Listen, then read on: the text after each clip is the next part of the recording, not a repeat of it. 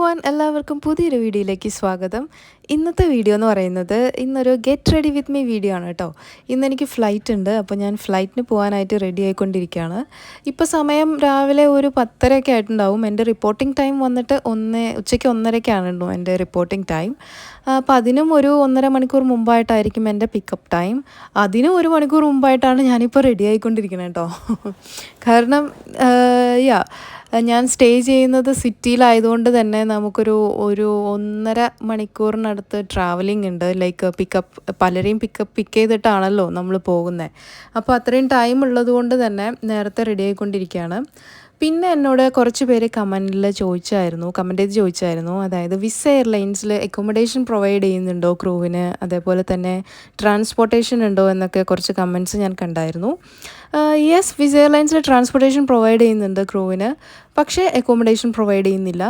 Of course ഇതൊരു low cost airline ആണ്. Low cost airlines ഒന്നും തന്നെ ക്രൂവിന് അക്കോമഡേഷൻ പ്രൊവൈഡ് ചെയ്യുന്നില്ല.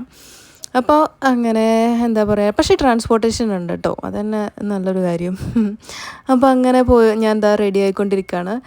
എൻ്റെ സ്കിന്ന് ഞാൻ മുമ്പൊരു ഷോർട്ട് വീഡിയോയിലോ ഏതൊരു വീഡിയോയിൽ ഞാൻ പറഞ്ഞായിരുന്നു എനിക്ക് എക്സ്ട്രീം ഡ്രൈ സ്കിന്നാണെന്ന്.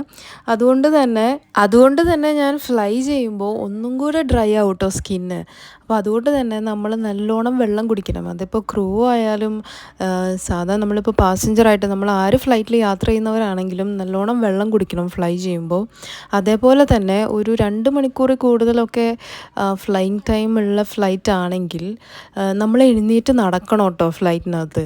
ഇല്ലെങ്കിൽ നമ്മളിങ്ങനെ ഈ 2-3 മണിക്കൂർ 4 മണിക്കൂർ 5 മണിക്കൂറൊക്കെ ഫ്ലൈയിങ് ടൈമുള്ള ഫ്ലൈറ്റിൽ നമ്മളിങ്ങനെ ഒറ്റയിരുപ്പ് ഇരുന്നാലുണ്ടല്ലോ, പിന്നെ എണീക്കുമ്പോൾ നമ്മുടെ കാലൊന്നും നമുക്ക് അനക്കാൻ പറ്റില്ല, നല്ല വേദനയായിരിക്കും. അതേപോലെ വയറ്റിനകത്ത് ഗ്യാസ് നിറഞ്ഞിട്ട് നമുക്ക് നെഞ്ചുവേദന വരും, പല പല പ്രശ്നങ്ങൾ വരും.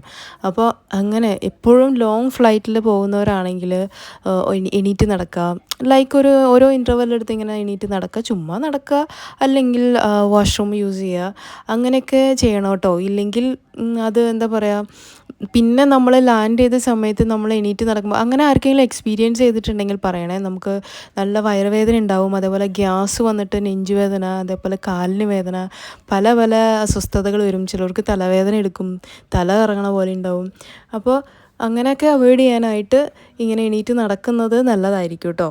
അതേപോലെ തന്നെ നല്ലോണം വെള്ളം കുടിക്കുക, പിന്നെ നല്ല ഫുഡ് കഴിക്കുക. അതായത് ഫുഡ് കഴിക്കുക എന്ന് ഉദ്ദേശിച്ചത് നമ്മൾ ഒരുപാട് ഗ്യാസ് ഫോം ചെയ്യുന്ന തരത്തിലുള്ള ഫുഡുകൾ അധികം കഴിക്കാതിരിക്കുന്നതായിരിക്കും നല്ലത്, എസ്പെഷ്യലി ഫ്ലൈറ്റിന് മുമ്പൊക്കെ ആയിട്ട്.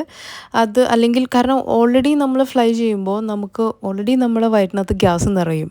കാരണം ഇതൊരു പ്രഷറൈസ്ഡ് ക്യാബിനാണല്ലോ, നമ്മളെങ്ങനെ പോയാലും നമ്മുടെ വയറ്റിനകത്ത് ഗ്യാസ് നിറയും. പിന്നെ നമുക്ക് ഗ്യാസ് വന്നു കഴിയുമ്പോൾ തന്നെ അറിയാമല്ലോ, ആകെ വയറുവേദന, നെഞ്ചുവേദന, അങ്ങനെ പല പല പ്രശ്നങ്ങൾ വരും. അപ്പോൾ അങ്ങനെ ഗ്യാസ് ഫോം ചെയ്യുന്ന തരത്തിലുള്ള ഫുഡുകൾ ഒഴിവാക്കുന്നതായിരിക്കും നല്ലത് എപ്പോഴും യാത്രയ്ക്ക് മുമ്പായിട്ട്. അപ്പോൾ അപ്പോൾ അങ്ങനെ ഞാനും റെഡി ആയിക്കൊണ്ടിരിക്കുകയാണ്. ഞാൻ എൻ്റെ സ്കിൻ കെയർ കാര്യങ്ങളെല്ലാം കഴിഞ്ഞു. ഞാൻ പറഞ്ഞല്ലോ ഡ്രൈ സ്കിൻ ആയതുകൊണ്ട് തന്നെ ഞാൻ കുറച്ചധികം ലെയർ ബേസ് ഇട്ടതിന് ശേഷമാണ് ഞാൻ എൻ്റെ മേക്കപ്പ് ഇടാറുള്ളത്. എന്നാലേ എൻ്റെ ഫേസ് കുറച്ചെങ്കിലും ഇത്തിരി ഹൈഡ്രേറ്റഡ് ആയിട്ട് ഇരിക്കുകയുള്ളൂ, അല്ലെങ്കിൽ ഭയങ്കര ഡ്രൈ ആയിട്ടായിരിക്കും ഇരിക്കുക, എസ്പെഷ്യലി മേക്കപ്പും കൂടെ അതിൻ്റെ മുകളിലിടുമ്പോൾ. അപ്പോൾ അങ്ങനെ എൻ്റെ സ്കിൻ കെയർ എല്ലാം കഴിഞ്ഞു. മേക്കപ്പ് ഇപ്പോൾ ഫൗണ്ടേഷൻ, കൺസീലർ അതൊക്കെ ഇട്ട് ഇപ്പോൾ ഇങ്ങനെ സെറ്റ് ചെയ്തുകൊണ്ടിരിക്കുകയാണ്. ഞാൻ എൻ്റെ കൈ വെച്ചിട്ട് തന്നെയാണ് കേട്ടോ മേക്കപ്പ് ചെയ്യുന്നത്. ഞാൻ പറഞ്ഞല്ലോ ടൈം ഉണ്ടെങ്കിൽ ഞാൻ കൈവച്ചായിരിക്കും ഫുൾ മേക്കപ്പും ചെയ്യുന്നത്. കൈവച്ച് തന്നെയായിരിക്കും ഇതെല്ലാം ഞാൻ ബ്ലെൻഡ് ചെയ്യുന്നതും കാര്യങ്ങളെല്ലാം. ഈ ഫൗണ്ടേഷൻ ആയാലും കൺസീലർ ആയാലും ഒക്കെ കൈ വെച്ചിട്ട് തന്നെയായിരിക്കും ചെയ്യുക. പക്ഷേ ഈ ടൈമില്ലാത്ത ടൈമാണെങ്കിൽ സ്പഞ്ച് അല്ലെങ്കിൽ ബ്രഷൊക്കെ യൂസ് ചെയ്യാറുണ്ട് കേട്ടോ. അത് ഓരോ മൈൻഡ് അനുസരിച്ചിരിക്കും. ചില സമയത്ത് മൂടുണ്ടെങ്കിൽ ഇങ്ങനെ ചെയ്യും, ഇല്ലെങ്കിൽ അങ്ങനെ ചെയ്യും, അത്രേ ഉള്ളൂ. പിന്നെ ഞാൻ ഷോർട്ട് വീഡിയോയിൽ ഞാനൊരു Q&A ചെയ്യാമെന്ന് പറഞ്ഞൊരു വീഡിയോ ഇട്ടിട്ടുണ്ടായിരുന്നു കേട്ടോ. അതിനെനിക്ക് കുറേ നല്ല ക്വസ്റ്റ്യൻസ് കമൻറ്റ് ചെയ്തവരുണ്ട്. അപ്പോൾ എന്തായാലും ഞാനൊരു ലോങ് വീഡിയോ ആയിട്ട് വരുന്നതായിരിക്കും കേട്ടോ. ഞാൻ എല്ലാ ക്വസ്റ്റ്യൻസും വന്നു കഴിഞ്ഞിട്ട് കുറച്ച് ദിവസം കഴിഞ്ഞിട്ട് ചെയ്യാമല്ലോ എന്ന് ഓർത്തു. പിന്നെ ഇത് ചുമ്മാ കയറി അങ്ങ് പറയാൻ പറ്റില്ലല്ലോ, ഓരോ ക്വസ്റ്റ്യൻസിനും നമ്മൾ കറക്റ്റായിട്ട് അന്വേഷിച്ചിട്ട് വേണമല്ലോ ആൻസർ പറയാനായിട്ട്. അപ്പോൾ അതുകൊണ്ട് തന്നെ ഞാൻ അതിൻ്റെ എല്ലാം ആൻസർ ഉണ്ടാക്കിയിട്ട് എല്ലാ ക്വസ്റ്റ്യനും ഞാൻ ഞാൻ ആൻസർ ചെയ്യുന്നതായിരിക്കും.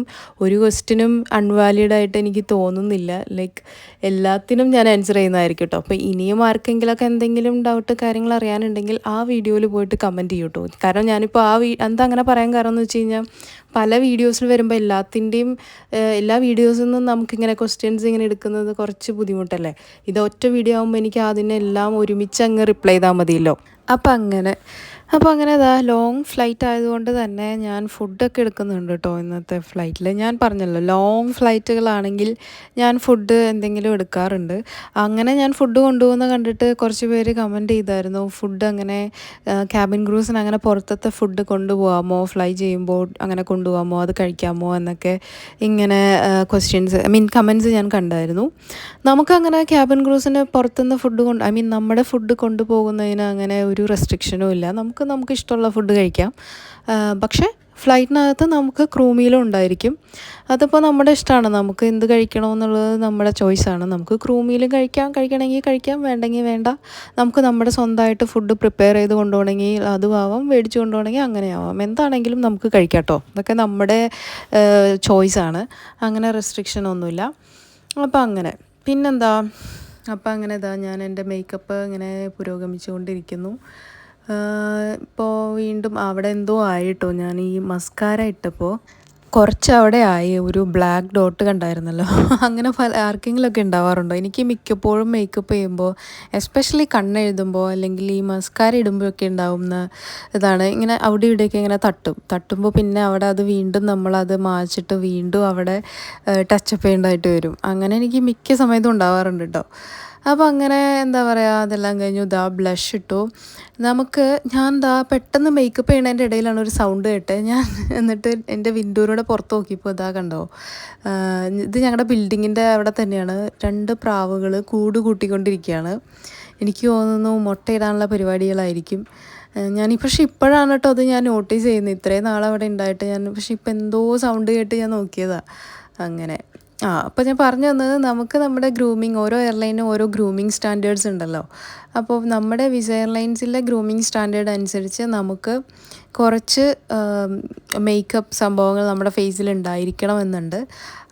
അതിലെ ഇമ്പോർട്ടൻ്റ് ആയിട്ടുള്ള കാര്യങ്ങളാണ്, ഒന്ന് ഈ ലിപ്സ്റ്റിക്ക്, ബ്ലഷ്, അതേപോലെ തന്നെ ഈ ലിപ്സ്റ്റിക്കും ബ്ലഷൊക്കെ അതിന് ഓരോ കളർ ഷെയ്ഡ്സും ഉണ്ട് കേട്ടോ, റെക്കമെൻഡഡ് ആയിട്ടുള്ള കളേഴ്സും ഉണ്ട്.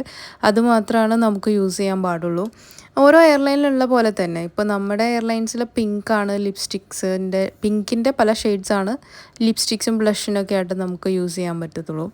അപ്പോൾ അങ്ങനെ പിന്നെന്താ, ഫൗണ്ടേഷൻ, പിന്നെ മസ്കാര, ഇത്രയും കാര്യങ്ങൾ നമുക്ക് മസ്റ്റായിട്ട് ഉണ്ടായിരിക്കണം കേട്ടോ. ഞാൻ പറഞ്ഞല്ലോ, നമുക്ക് ഇടയ്ക്കിടയ്ക്ക് ഗ്രൂമിങ് ചെക്സ് ഉണ്ടായിരിക്കും. അപ്പോൾ ഇതൊന്നും സ്റ്റാൻഡേർഡ് ആയിട്ടുള്ളതല്ലെങ്കിൽ പിന്നെ അതിൻ്റെ പുറകെ നടക്കേണ്ടി വരും. അതുകൊണ്ട് തന്നെ ഇതിപ്പോൾ ഏത് എയർലൈൻ ആയാലും ക്യാബിൻ ക്രൂസിന് ഗ്രൂമിങ് വളരെയധികം ഇമ്പോർട്ടൻ്റ് ആയിട്ടുള്ളൊരു ഫാക്ടറാണ് കേട്ടോ. അപ്പോൾ അങ്ങനെ ലാസ്റ്റ് ഗ്രൂമിങ് എല്ലാം കഴിഞ്ഞ് ഞാൻ ഒരു ഫിക്സിങ് സ്പ്രേ ഒക്കെ അടിച്ചു ഫേസിൽ. അത് കഴിഞ്ഞിട്ട് ഞാനിപ്പോൾ എൻ്റെ ഹെയർ ഓൾറെഡി ഞാൻ കെട്ടിക്കഴിഞ്ഞായിരുന്നു. എന്നിട്ട് ഞാൻ ഹെയർ സ്പ്രേ ആണ് കേട്ടോ, ഹെയർ സെറ്റ് ചെയ്യാനുള്ളൊരു സ്പ്രേ ആണ് ഞാൻ സ്പ്രേ ചെയ്തത്. കാരണം എനിക്ക് ഒരുപാട് ബേബി ഹെയർസ് ഉണ്ട് കേട്ടോ. ഇതൊക്കെ കുറച്ച് കഴിയുമ്പോൾ ഇങ്ങനെ എണീറ്റ് നിൽക്കാൻ തുടങ്ങും. അതുകൊണ്ട് തന്നെ ഹെയർ സ്പ്രേ അല്ലെങ്കിൽ വാക്സ് അല്ലെങ്കിൽ എന്തെങ്കിലും എന്തെങ്കിലും ഇട്ടില്ലെങ്കിൽ ഇത് ഇങ്ങനെ പൊന്തി വരും. അപ്പോൾ ഇതും നമ്മുടെ ഗ്രൂമിങ്ങിൻ്റെ ഒരു ഭാഗമാണ്, നമ്മുടെ ഹെയർ നീറ്റാക്കിയിട്ടിരിക്കുക എന്നുള്ളത്. അപ്പോൾ അങ്ങനെ ഗ്രൂമിങ് എല്ലാം കഴിഞ്ഞു, യൂണിഫോമൊക്കെ ഇട്ടിട്ട് ഞാൻ റെഡിയായി പോയി. ഞാനിപ്പോൾ എയർപോർട്ടിലെത്തിയിട്ടോ. അങ്ങനെ ബ്രീഫിംഗ് റൂമിലേക്ക് നടന്നുകൊണ്ടിരിക്കുകയാണ്. അങ്ങനെ ചെക്കിൻ എല്ലാം ചെയ്തു. ഫ്ലൈറ്റ് എല്ലാം കഴിഞ്ഞ് ഞാൻ തിരിച്ച് അബുദാബിയിൽ ലാൻഡ് ചെയ്തു കേട്ടോ. അപ്പോൾ അത്രേ ഉള്ളൂ.